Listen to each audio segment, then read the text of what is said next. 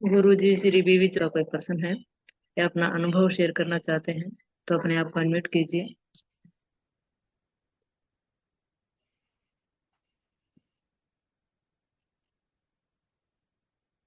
ये किसी साधक का कोई पर्सन है या अपना अनुभव शेयर करना चाहते हैं तो अपने आप को अनम्यूट कीजिए।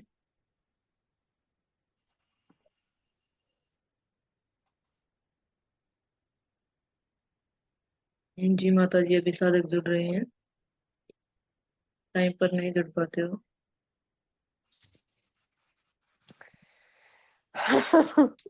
अभी मैं बोलती हूँ 10 मिनट, फिर लोगों का लास्ट में प्रश्न आ जाती है। सब चलो, तो हमारा जो एडवांस न्यू डाइट सिस्टम है, ये कोई पति थेरापी नहीं, कोई ट्रीटमेंट नहीं है। इसको हम एक साधना समझ के करना है। तो अभी भी मैं यही बोलूंगी, क्योंकि हमारा अभी जो आ रही है निर्जला फास्टिंग मतलब का शिविर है, 15 अक्टूबर 2023 से 24 अक्टूबर 2023 तक, वो नवरात्रि का समय है, शारदीय नवरात्रि। तो आप लोगों का अभी भी समय है, 15 दिन। तो जिन्होंने भी नवरात्रि का लाभ उठाना चाहते, शरीर को माता जी आप म्यूट हो गई हैं। हाँ जी माता जी। हमारा फोन आ जाता था अभी में, तो काटी मैंने। मौसम बदल रही है, जैसे अभी सर्दी आ जाएगी। तो वो तो लोगों ने सोचते हैं कि मौसम बदलती है तो हमारा तबीयत खराब होती है। और ये कुछ भी हो जाता है, जैसे बुखार हो जाता है या गले खारिश हो जाती है, कुछ भी चेंजेस बॉडी में आती है जब ऋतु परिवर्तन होता है। तो ये इसीलिए आती है कि हमारे अंदर में विकार बाहर निकलना चाहता है, डिटॉक्स होना चाहता है। अगर हम उसको सहयोग करते हैं तब सही रहता है। इसीलिए हमारा हरेक जब मौसम ऋतु परिवर्तन होती है, हरेक ये में साल में 4 बार नवरात्रि आ रही है। 2 गुप्त नवरात्रि, एक शारदीय नवरात्रि और चैत्र नवरात्रि। तो ये हरेक 3 महीना में एक, 3 महीना में एक आती है। लेकिन हम इसी का महत्व नहीं देते, इसका अर्थ नहीं समझते। और उसी समय अगर हम कुक फूड छोड़ देते हैं, दूध से बनी चीजें छोड़ पे रहते हैं, कम से कम अगर निर्जला नहीं भी कर पाए तो फ्रूट्स पे रहेंगे, जूस पे रहेंगे, तब भी हमारा शरीर स्वस्थ रहेगा। नमक छोड़ देंगे, लेकिन नमक को छोड़ना पड़ेगा। नमक बहुत लोग छोड़ नहीं पाते हैं। और उस समय भी नवरात्र के समय में भी सिंधा नमक का प्रयोग प्रयोग करते नहीं, हम व्रत वाला नमक लेते हैं बोल के। तो इसको व्रत नहीं बोला जाता है। नमक का यूज भी करते हैं, मीठा का यूज भी करते हैं, पूरी तरह नेचर फूड पे नहीं रहते। नवरात्र का अर्थ है कि माँ की पूजन जो कर रहे हैं, मतलब प्रकृति माँ का पूजन हमको करना है। वही हमारा माँ है, वही दुर्गा है, वही काली है, वही हमारा सरस्वती है, सब माँ ही है। तो अगर आप अस्तित्व ही हमारा मंदिर है, अब कोई मंदिर नहीं है, हम जाते हैं माँ का मंदिर जा रहे हैं बोलते हैं, मंदिर में क्या माँ को हमने बांध के रख देते हैं अंदर, जबकि हमारा पूरा अस्तित्व ही हमारा मंदिर है। प्रकृति ही हमारा वेद है। लेकिन हम इस चीज को अनुभव नहीं कर पाते हैं। तो इसके लिए ये हरेक के शास्त्रों में हमारा, और हिंदू धर्म में और बाकी धर्म में भी उपवास का महत्व दिया गया है, बोला गया है। ऋषि मुनियों ने ये अनुभव करे हैं, तभी उन्होंने ये सब शास्त्रों में लिखे हैं कि सूक्ष्म आहार लेंगे, फलाहार लेंगे और पूजन करेंगे तो हमारा उद्देश्य पता लगेगा, हमको क्यों मनुष्य जीवन मिला, हमारा मनुष्य जीवन का उद्देश्य क्या है। कि हम हमारा मनुष्य जीवन का उद्देश्य प्रभु प्राप्ति है, सुमिरन है, भजन है, अपने आप को पहचानना है, जानना है। लेकिन हमारा उस तरफ किसी का भी रुझान नहीं है। खाली जैसे आहार निद्रा भय मत, खाओ पियो मौज करो और शादी हो जाए, बच्चे पैदा कर दिए, बच्चे बड़ा कर दिए, बस उतने में हम सीमित रह जाते हैं। जबकि हमारा लक्ष्य कुछ और है, उस तरफ हमारा किसी का भी ध्यान नहीं है। क्यों ना हमने इसीलिए नहीं हो पा रहा है, हमारा बुद्धि स्थूल हो गया है, जड़ता है हमारा शरीर में, जड़ता हो गया है। तो इसीलिए कि हम अयोग्य आहार ले रहे हैं, कुक फूड ले रहे हैं, पराई माँ का दूध छीन के पी रहे हैं, पराया आहार कर रहे हैं, अपनी आहार हम नहीं कर रहे हैं। तो जब तक हम प्रकृति माँ का आहार नहीं करेंगे, जैसा नेचर दे रहा है उसको उसी रूप में ग्रहण नहीं करेंगे, तो हम ना माँ का पूजा करके भी कुछ कुछ भी हमको इतनी लाभ नहीं होगा। माँ का पूजन करना है तो प्रकृति माँ हमको जैसा आहार दे रहे हैं उसको उसी रूप में ग्रहण करना है, ना कि प्रोसेस करके, ना कि नमक डाल के, ना कि मीठा डाल के उसको लेना है। जैसा है आज इट इज लेना है, तब भी चलेगा। अगर निर्जला नहीं भी कर पा रहे घर में, तो कम से कम माँ प्रकृति का भोजन को उसी रूप में लीजिए, नमक का त्याग कर दीजिए, मीठा का त्याग कर दीजिए। अगर कर पाएंगे निर्जला तो अच्छी बात है। हमारा तो यहाँ निर्जला शिविर ही है, परम पूज्य सदैव बीबी चौहान गुरु जी खुद आ रहे हैं, उनका फर्स्ट निर्जला शिविर है इधर 30 साल में। तो जो लोग कर पाएंगे अच्छी बात है, करना चाहिए, ताकि हमारा सफाई अच्छी से होगी, शरीर कायाकल्प होगा और हम आध्यात्मिक में जाएंगे आगे, हमारा विकार दूर होगा, मन का विकार, तन का विकार, ये सब दूर होगा। तो अगर आप कर पाएंगे तो पहला दिन निर्जला करिए, फिर एक दिन जूस पे रहिए, फिर निर्जला करिए, फिर जूस पे रहिए।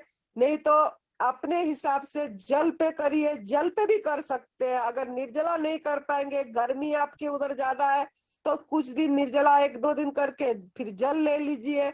इस तरीके से अपना मतलब अपने को एक दृढ़ संकल्प करिए, नहीं इस बार नवरात्र में इस तरीके से करूंगा, तो आपको अनुभव में आएगा एक्चुअली क्या लाभ हो रहा है आपको, मतलब नवरात्र के समय में। तो आप इसको प्रयोग करिए, प्रयास करिए। और 15 दिन अभी हाथ में है हमारा, और 14 दिन हाथ में है। और अभी से कुक फूड छोड़ दीजिए, शाम के टाइम में खा रहे हैं तो कुक फूड का त्याग कर दीजिए, अब पूरी तरह गॉड मेड फूड पे आ जाइए, फ्रूट्स पे आ जाइए और अपना आनंद लीजिए, माँ प्रकृति के साथ रहिए, तब पूजन का आनंद मिलेगा और अपना उपवास सही तरीके से होगा, और आप ध्यान सुमिरन भजन में भी आपका मन लगेगी।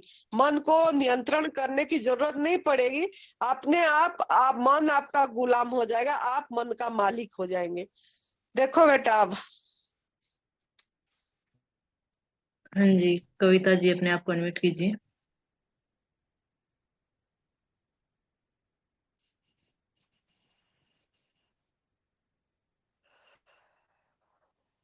सर्वप्रथम आनंदी माता जी और सुरेश भैया के चरणों में कोटि कोटि प्रणाम। मेरा नाम कविता है, मैं रोहतक हरियाणा से हूँ। मेरी जो उम्र है वो 32 वर्ष है। जैसा कि मैंने पहले भी बता चुकी हूँ, मैं मुझे कोलन कैंसर था, जो कि मेटास्टेटिक होकर लीवर और लिम्फ नोड्स में भी जा चुका था। इसके लिए सबसे पहले मैंने एलोपैथी ट्रीटमेंट लिया था। एलोपैथी के अंदर डॉक्टर्स ने मुझे कीमोथेरेपी करने की सलाह दी थी, क्योंकि सर्जरी मेरी नहीं हो सकती थी और रेडिएशन भी नहीं हो सकती थी। जैसे पहले की थी, उन्होंने सबसे पहले 6 कीमोसाइकिल का शेड्यूल दिया। जब तक मुझे बेटा आपका आवाज सीटी आवाज कट कराया रही है, गया तो उसको आवाज क्लियर नहीं आ रही है।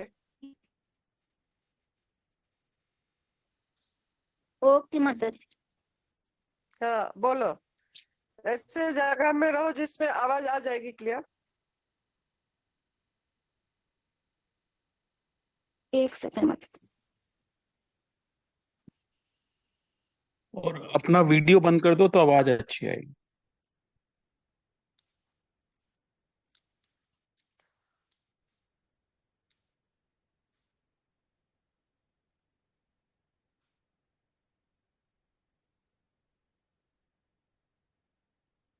आवाज आ रही माता जी अब?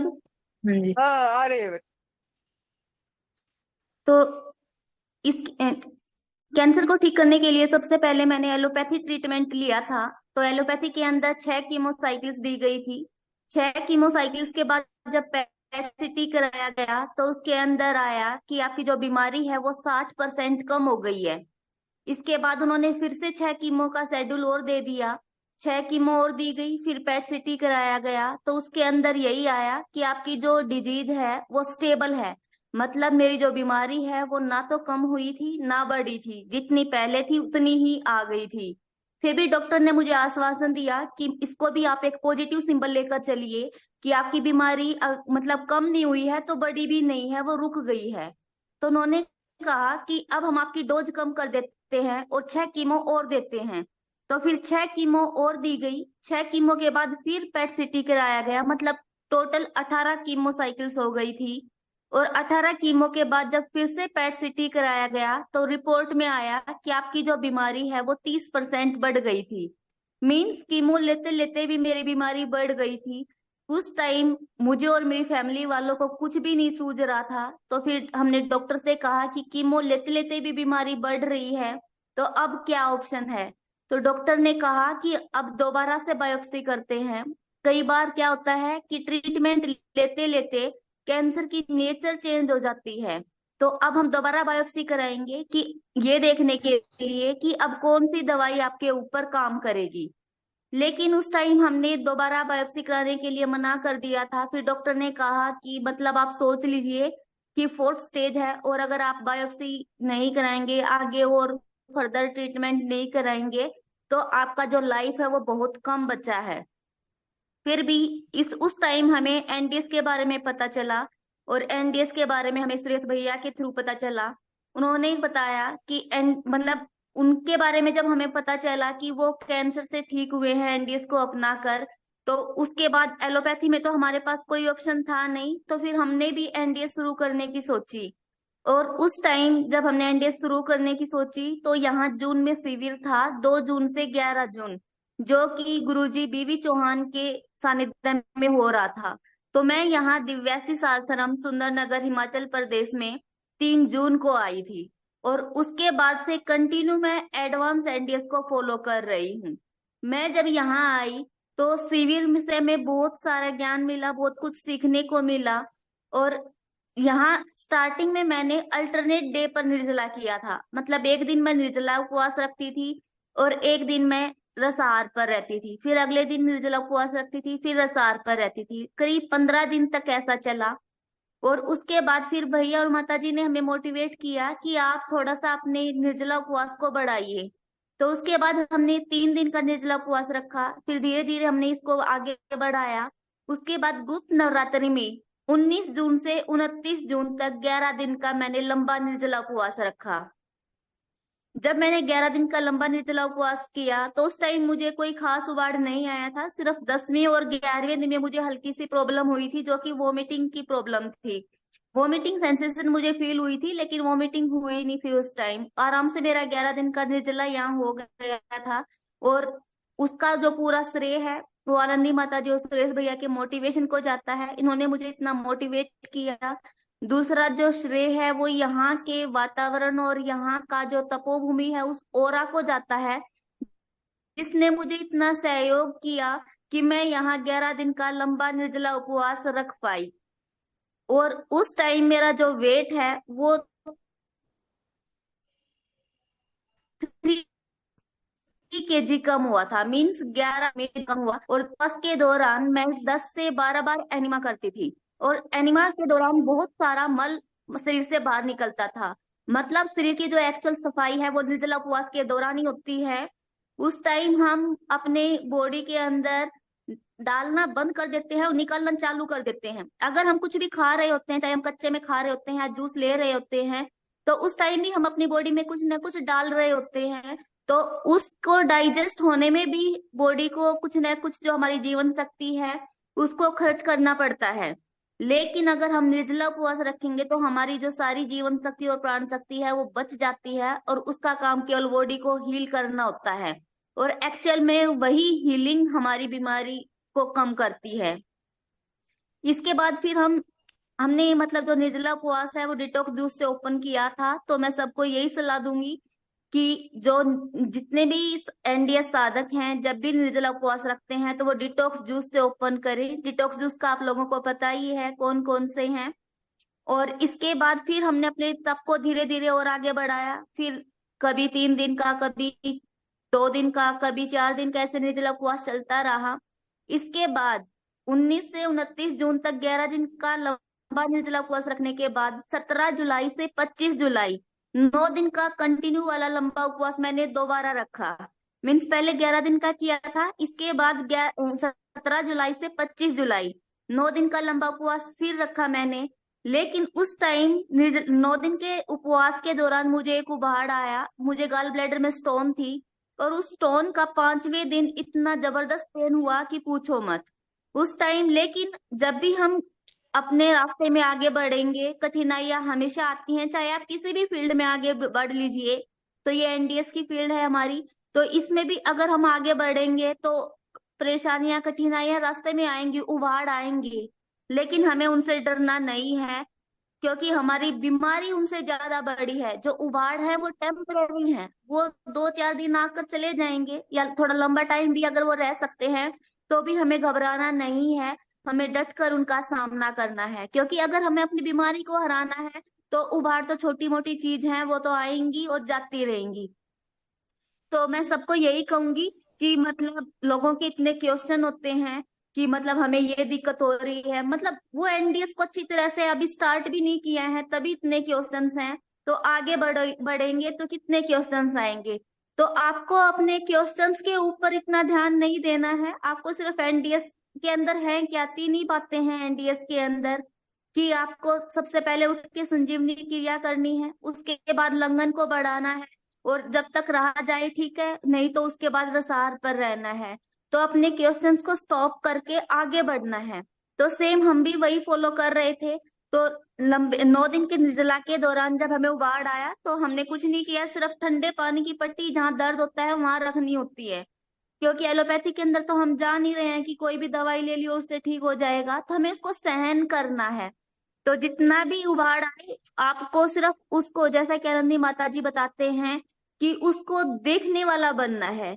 आप देखिए कितना मजा आएगा, दर्द आएगा चला जाएगा, लेकिन उससे चिपटे नहीं रहना है हमें। तो वही हमने किया। 4-5 दिन वो दर्द रहा, उसके बाद चला गया, और उस वो दिन है और आज का दिन है, मुझे कोई पेन नहीं हुआ है। तो इस दौरान मैंने 9 दिन, इस तरह मैंने 9 दिन का लंबा निर्जला किया। 9 दिन के निर्जला के दौरान जो मेरा वेट है वो 5 kg कम हुआ। जब मैंने स्टार्ट किया था तो मेरा वेट 49 kg था, और जब मैंने अपना निर्जला उपवास खोला तो मेरा वेट 44 kg था।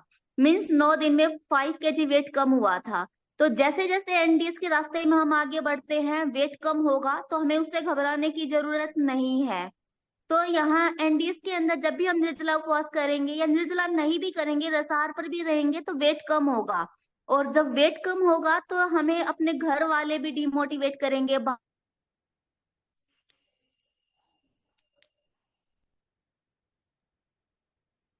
हाँ जी, कविता जी आपकी वॉइस नहीं आ रही है।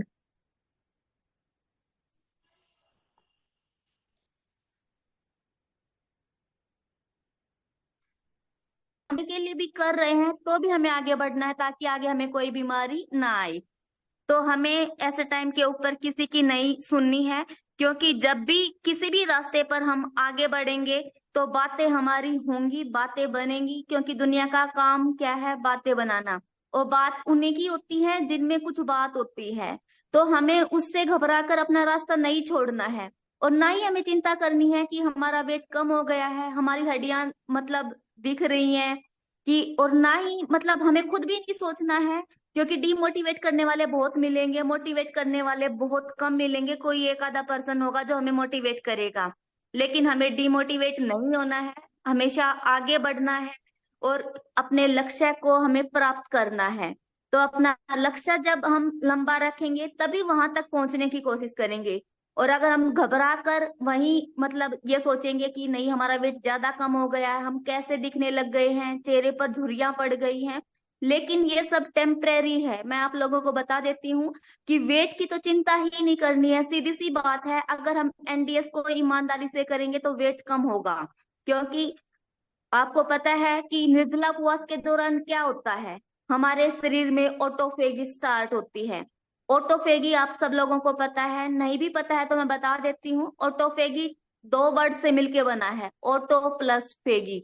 ऑटो का मतलब होता है सेल्फ, खुद, और फेगी का मतलब होता है ईटिंग, मतलब खुद खाने लग जाती है। हमारा शरीर अपनी बॉडी को खुद खाने लग जाता है। जब हम बाहर से डालना बंद कर देते हैं, बाहर से हम कुछ भी डाइट नहीं लेते हैं, तो हमारा जो शरीर है वो अंदर से अपने आप को ही खाने लग जाता है।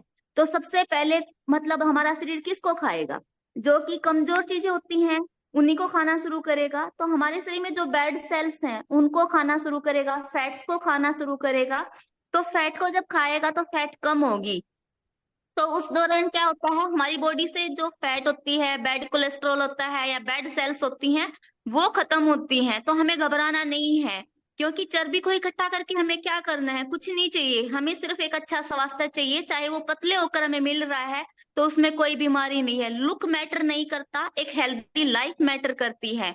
तो हमें हेल्दी होने के ऊपर ध्यान देना है। जैसा कि मैंने योगेश भैया के मुंह से भी सुना है, अभी भी योगेश भैया हमसे जुड़े हुए हैं जो मीटिंग में, कि एनिमा के दौरान क्या होता है, गंद बाहर निकलता है। कोई मतलब हीरे सोना मोती बाहर नहीं निकल रहा होता, सिर्फ गंदगी बाहर निकल रही होती है, बैड टॉक्सिन्स बाहर निकल रहे होते हैं। तो हमें घबराना नहीं है। जिस तरह का तप योगेश भैया ने किया है, जिस तरह का तप सुरेश भैया ने किया है, हमें उनसे मोटिवेट होकर आगे बढ़ना है, ना कि घबरा कर पीछे हटना है। आप ऐसे लोगों से सीखिए जो कितना आगे बढ़े हैं, ना कि घर वालों की या पड़ोसियों की बातें सुनकर पीछे पैर खींचने की जरूरत है। हमेशा आगे बढ़िए, तभी आप अपने लक्ष्य को प्राप्त करोगे, आप अपनी मंजिल को प्राप्त करोगे और अपनी बीमारी को हरा पाओगे। और आप सब लोगों को पता ही है, मतलब इस तरह मैं बता देती हूँ, मैं तब से लेकर 3 जून से लेकर और अब तक यही दिव्यासी आश्रम के अंदर ही हूँ और यहाँ रहकर अपना तप कर रही हूँ। क्योंकि जो एडवांस एनडीएस है वो तप, सेवा और सुमिरन का एक त्रिस्तरीय मार्ग है।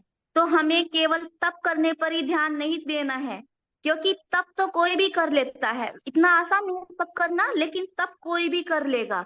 हमें तीनों चीजों के ऊपर ध्यान देने की जरूरत है। तब तो यहाँ रहकर हम कर ही रहे हैं, क्योंकि 19 जून से लेकर 25 जुलाई 35 दिन बनते हैं। 35 दिन में 25 निर्जला उपवास मैंने किए हैं। और अभी मैंने लेटेस्ट बताया था आप लोगों को भी कि यहाँ 3 महीने में 90 दिन के दौरान 90 दिन में से 50 दिन मैं निर्जला उपवास कर चुकी हूँ। लेकिन अब मेरा लक्ष्य इस बीमारी को हराना नहीं है, क्योंकि इतना तप कर रहे हैं, मतलब जो शरीर है उसने बीमारी को तो खत्म कर ही दिया है, क्योंकि मेरे को किसी तरह की कोई दिक्कत अब नहीं है। और यहाँ रहते हुए 4 महीने मुझे होने वाले हैं अभी 3 अक्टूबर को।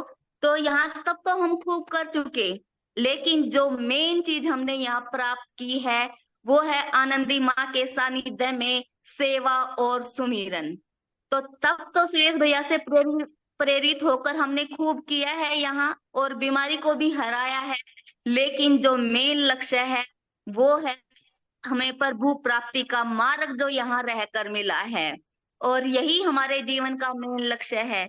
मतलब हमें यहाँ केवल एक स्वास्थ्यवर्धक जीवन जीना ही लक्ष्य नहीं है, मतलब हमारा जो मेन लक्ष्य है वो है प्रभु प्राप्ति का, कि हम यहाँ इस दुनिया में आए क्यों हैं, किस हमारा टारगेट क्या है। हमारा टारगेट बीमारी को हराना नहीं है, प्रभु प्राप्ति का जो टारगेट है, आत्मा परमात्मा का जो मिलन है, वही हमारा मेन जो लक्ष्य है वो है।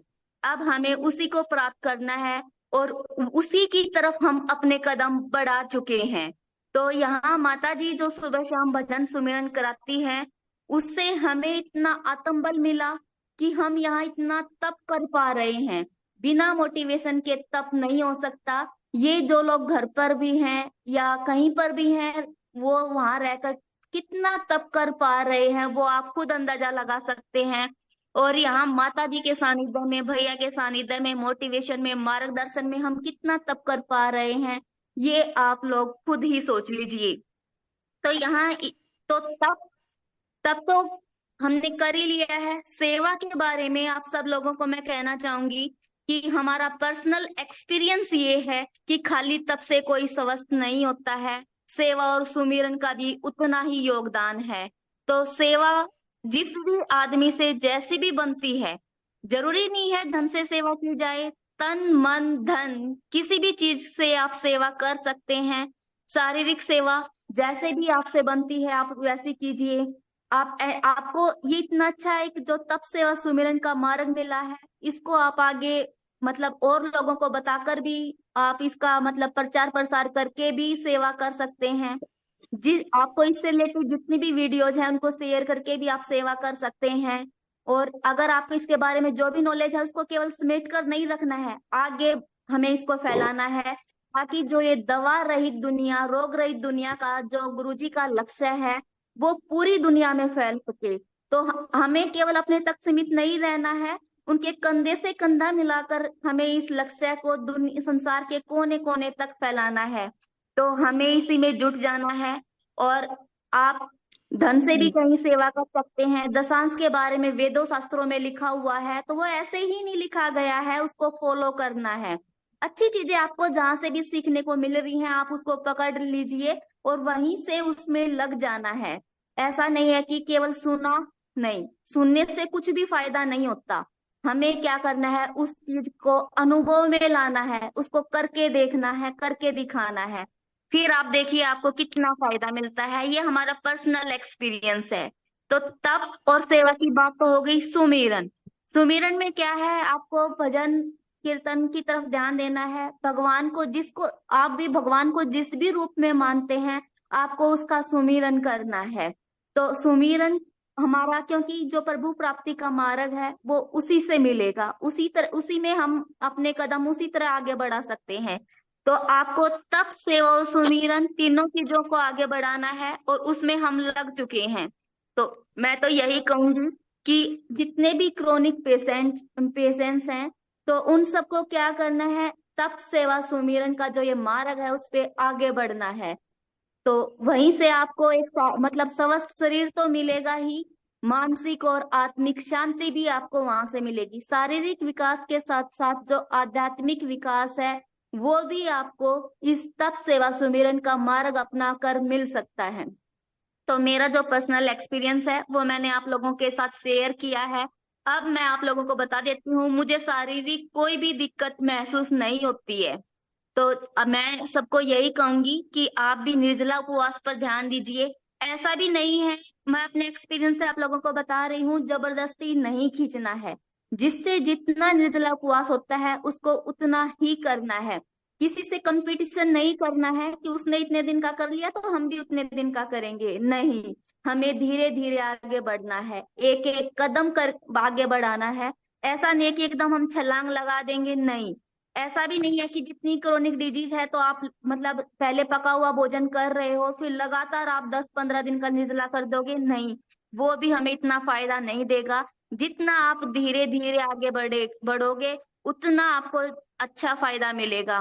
क्योंकि सब्र का फल मीठा होता है, सहज पके सो मीठा होए। तो आपको एकदम से छलांग नहीं लगानी है, आपका शरीर जैसे जितना साथ दे रहा है उसी तरह हमें आगे बढ़ना है। अगर आप 3 दिन का निर्जला आसानी से कर पा रहे हैं तो 3 दिन का कीजिए, उसको धीरे धीरे करके आगे बढ़ाइए। तो इस तरह से आप मतलब एक अच्छा स्वास्थ्य तो पा ही सकते हैं, साथ साथ आपकी आध्यात्मिक उन्नति भी होगी। तो ये मेरा पर्सनल एक्सपीरियंस है जो मैंने आप लोगों के साथ शेयर किया है। और मैं माता जी और भैया की बहुत आभारी हूँ कि उन्होंने मुझे एक नया जीवन दान दिया है। मैं एलोपैथी के अंदर ट्रीटमेंट लेते हुए कितनी पीड़ा सहन कर रही थी, कीमोथेरेपी के दौरान कितनी पीड़ा होती है वो आप लोग मतलब अंदाजा लगा सकते हैं, जो कैंसर पेशेंट हैं वो, कि कितनी पीड़ा एलोपैथी ट्रीटमेंट के दौरान होती है। कैंसर से इतनी दिक्कत नहीं होती अगर उससे इतनी पीड़ा हो रही है, लेकिन उसका ट्रीटमेंट लेते लेते कितना पेन होता है उसका अंदाजा एक कैंसर पेशेंट ही लगा सकता है, या जिन्होंने अपने परिवार में कैंसर पेशेंट को एलोपैथी ट्रीटमेंट लेते हुए देखा है वही उसका अंदाजा लगा सकते हैं। मैं तो मतलब यही कहूंगी आप सब लोगों को कि आप मतलब एलोपैथी के अंदर ना जाकर जो ये तप सेवा सुमिरन का मार्ग है उस पर अगर आप डटकर उसका ईमानदारी के साथ फॉलो करोगे तो उससे ज्यादा फायदा मिलेगा। क्योंकि 1 साल मैंने एलोपैथी ट्रीटमेंट ले लिया, कितनी पीड़ा मैंने सहन की है। और यहाँ रहते हुए मैंने 4 महीने में जो एनडीएस फॉलो किया है, वो मेरा कितना सहज मार्ग है। क्योंकि एनडीएस में तो आपको कुछ करना ही नहीं है, बस आपको एक निर्जला उपवास है, उसके ऊपर ध्यान देना है और आगे बढ़ना है, धीरे धीरे तप सेवा और सुमिरन के मार्ग पर आगे बढ़ना है। तो ये तो हमारा एनडीएस का है। लेकिन जैसे जैसे टाइम आगे बढ़ रहा है, टेक्नोलॉजी का विकास हो रहा है, तो मैं तो मतलब सब लोगों से एक ये भी अपील करती हूँ कि वो दिन भी दूर नहीं जब हमें मोबाइल उपवास रखने की भी जरूरत पड़ेगी। जरूरत ही नहीं, कंपलसरी हो जाएगा।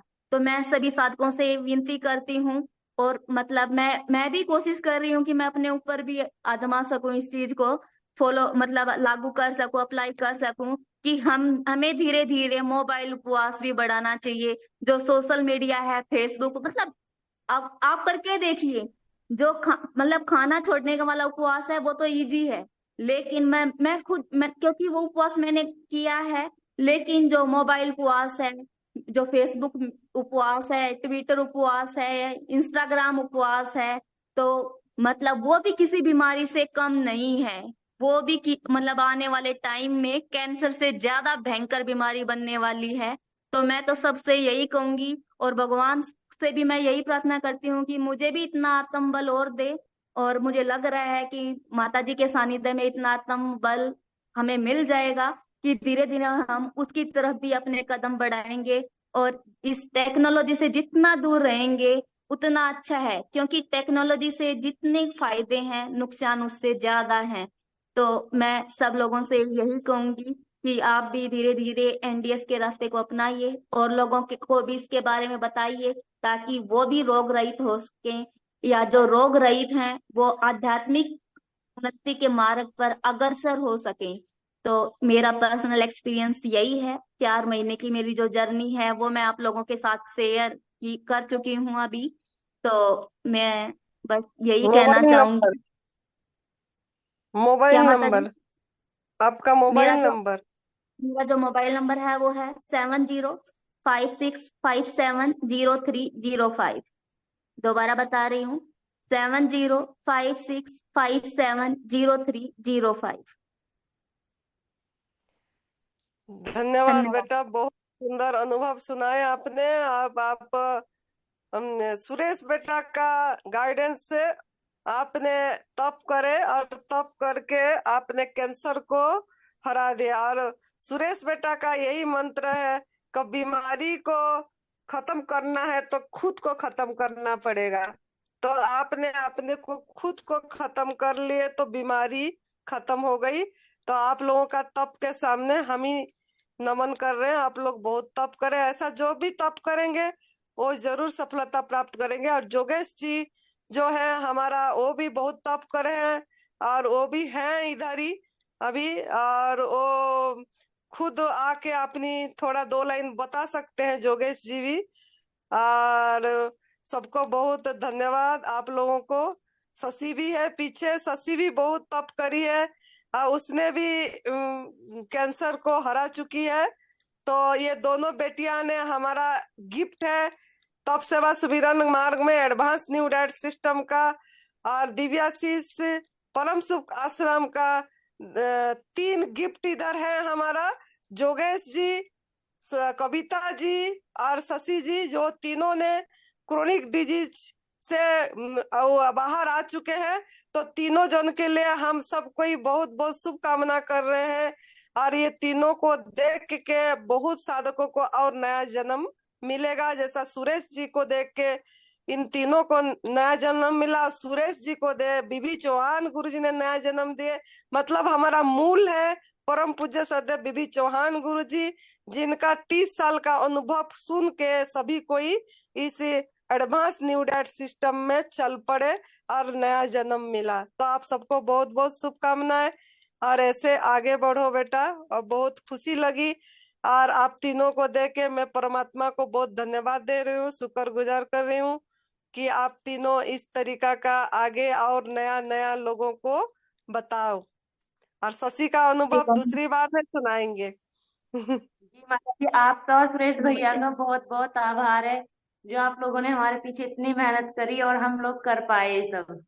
हमने किसी भगवान को तो नहीं देखा माता जी, हमारे लिए तो मतलब सिर्फ सुरेश भाई और भैया और आपको आप ही देखा है। भगवान से भी बढ़कर हैं, भगवान से भी आगे कोई चीज है तो वो आप हैं और भैया हैं माता जी। बस हमें तो जो नया जीवन दान मिला है इसके लिए मतलब इसका ऋण हम नहीं चुका सकते, सोच भी नहीं सकते। चलो बेटा, बहुत ही अच्छा। आप लोगों को देख के हमारे आंखों में आंसू आती है, वो भी खुशी की आंसू है। परमात्मा के चरणों में हम वो अर्पित करते हैं कि सब आप ही लोगों ने करे बेटा। थैंक यू माता जी, थैंक यू बहुत बहुत भैया, बहुत धन्यवाद धन्यवाद आप। हाँ जी। और कोई साधक है जो अपना क्या हो प्रश्न गया पूछे? सुरेश? सुरेश बेटा तो रो पड़े क्या? जी माता जी, सुरेश उनकी बेटा रो? वीडियो ऑफ है। हाँ, तो आवाज से लग रहा है सुरेश बेटा का ये है। हाँ जी, किसी का पर्सन है या अपना अनुभव शेयर करना चाहते हैं तो अपने आप को अनम्यूट कीजिए।